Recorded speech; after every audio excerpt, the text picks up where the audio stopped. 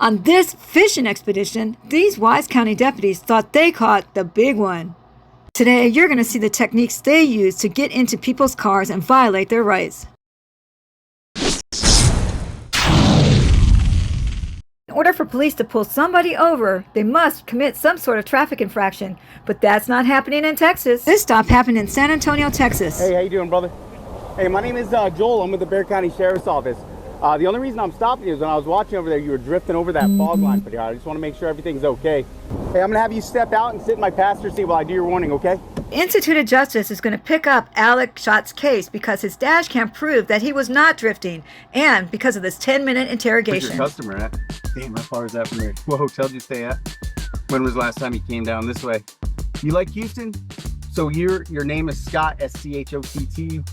Oh, Schott. I think I was saying on. And what in your address? Yep, that's correct. And date of birth? Has this been your truck from the beginning? What year is it? It's horrible. What's your phone number, sir? You live in a house or an apartment? And then what was it you were working on with your customer here? So you brought out the equipment to him. So you just kind of go there and tell him about it. Did you go over there with anybody else? Have you ever been in trouble with anything? Is your wife? Is that your mom? Do you have anything in your vehicle that you're not supposed to have? Do you have any marijuana in the vehicle? Any cocaine? Any heroin?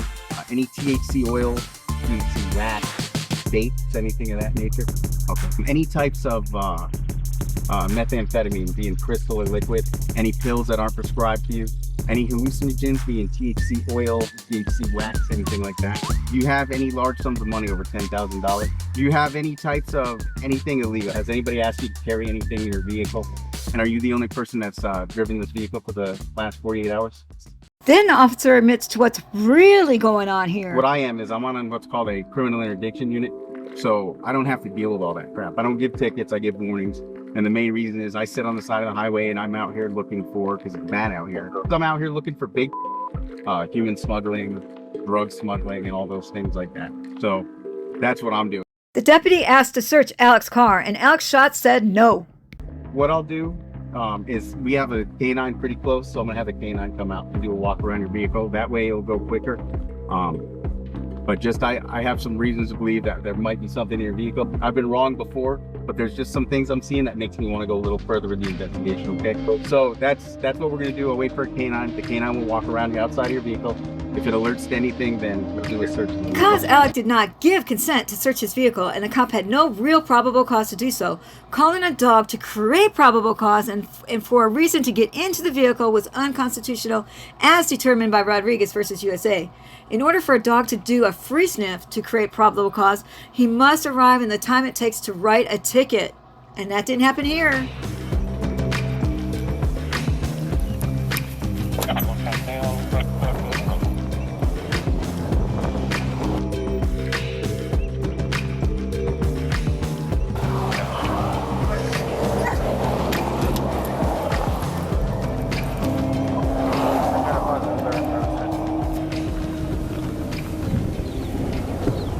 Okay, so he got a positive alert on your driver's side door.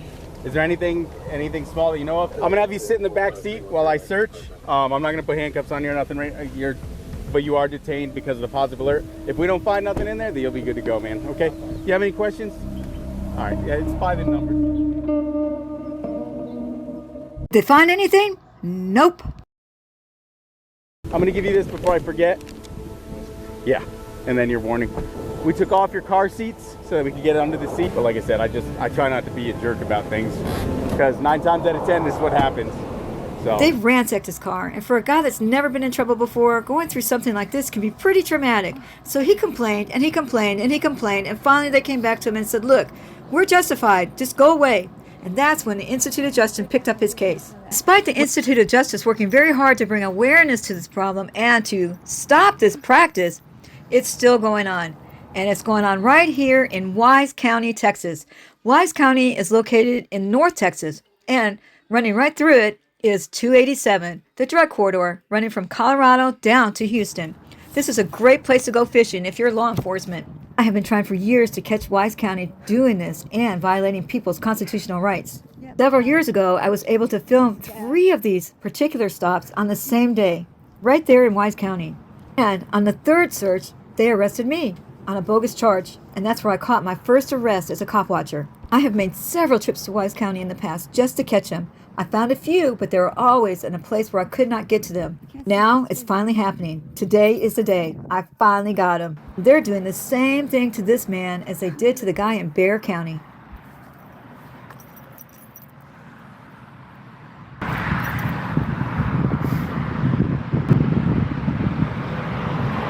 Hey!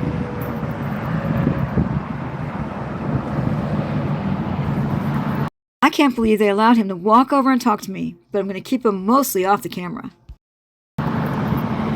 Did you give them consent to search your car? Sorry? Did you give them consent to search your car? Did you tell them they're allowed to do it? They're like, You can tell them no and be on your way. I do not blame him for saying yes, because they can be so intimidating, especially if you have no experience with them. They don't have probable cause to search it. You can tell them I don't want you to search my car anymore and leave. Here I try to tell him why it's happening, and I tell him that this is a drug corridor, obviously, but also these agencies receive grants from the federal government to fight the war on drugs.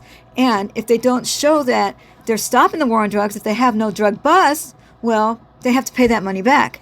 So they try to stop as many people as possible because it's a numbers game. They don't care about the rights they're violating on the innocent people. The state plates, right? Did it say it? Yeah. So it's a drug corridor. So you can tell them to stop.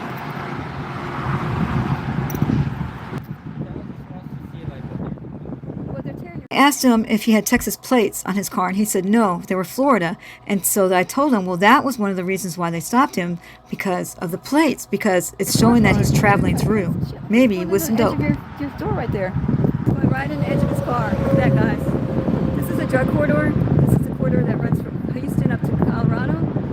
They have a grant, so they get extra pay, extra equipment, but they have to show that their grant's worth it. If they don't get any drug busts, that's why they plan. If they don't get any drug busts, they have to pay the money back. So it's important. It's a numbers game to them. They violate rights all the time just to get in people's cars, because once you get into the car, it's easier to catch.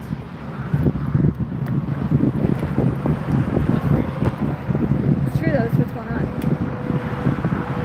So these guys are searching this vehicle. If you guys, I know I'd be afraid to tell them that, but I've been doing this for 5 years, so I wouldn't be afraid now. But now look at, they're looking in all your spots, like you're transporting people. So they think you're a drug dealer, and you're really, they stereotype you. They stereotype you. They stereotype you. Yeah, I know, but still.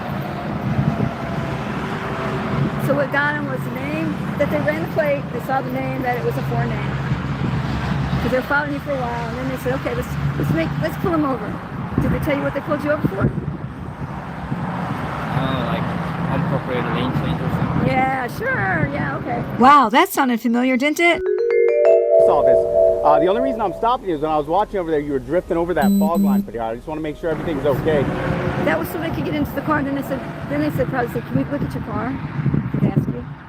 Or they just sort of told you they were going to search? So like, you're traveling here to here, and they think that they've been in your cars, and no, nothing. And so, if there's anything as illegal in there, it's all on you. So, right, Yeah. I can't say it. Yeah. I got nothing in there. Did they take you into their car to talk to you? Yeah. Wow, that sounded familiar too, didn't it? Hey, I'm gonna have you step out and sit in my passenger seat while I do your warning, They ask you okay? all kinds of questions, and they detain you for 45 minutes or so, or more. It's a numbers game to them. They thought they hit the gold line with you. Ah. It seems like a waste of time for me right now. Yeah, the first he interviews you in the car, and he makes you feel real comfortable, talks about all this other stuff, and then, you have anything illegal in your car? You sure? What about meth? What about this? What about that? Where are you coming from? Where are you going? What is the purpose of the trip? Yeah, why? You don't have to answer any of those questions. It seemed like they were finished, and they started to wave him back to their vehicle. Okay, don't tell them who I am. So you ready to go?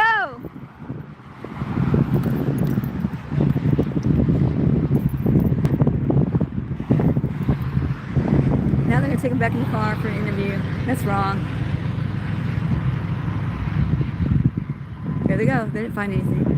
But they're still gonna take him in the car, do some more stuff. Too bad. Too bad. They didn't find anything. He looked right at me when he got out, so he told them who I was. I'm sure they asked, who's that lady over there with the camera? I'm sure they asked him. Thin, blue, crime. Hit the like button. Thank you very much. They tore up his car, and it takes him a while to get it all organized. Wow. What a shame.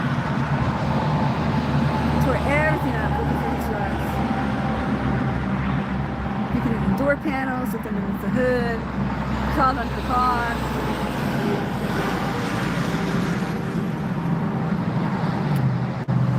Shaking. Meanwhile, this guy is just sitting here. I'm so lucky that the spot was right here. Every time I see traffic stops here, I can't get to them. They stopped in front of a business. That was great.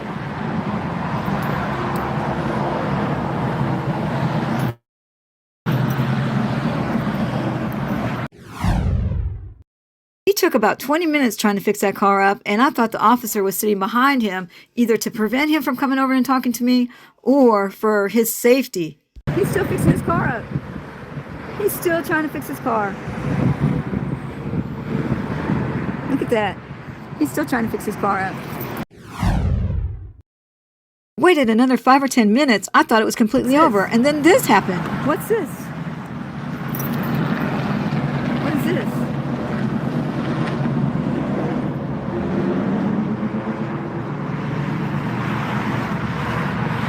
What is this about? No ticket in his hand.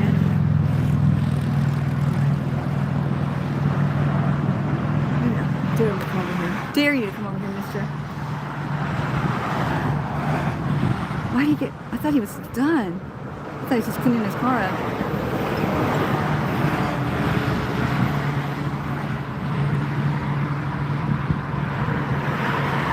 Check this body cam.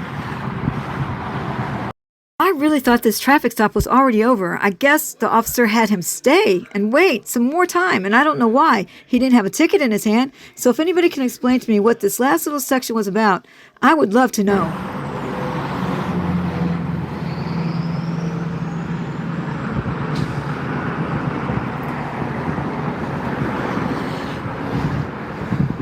Can't believe I finally caught him. Can't believe it. Wise County, doing their sting operation. Here's your proof. It really does happen here. There he goes. There he goes. Thanks for watching, guys. And if you can tell me what that last segment was about, I don't understand why he was called back into the police car. If you know, let me know in the comments. Thanks for watching, everybody. I can't believe I finally caught them.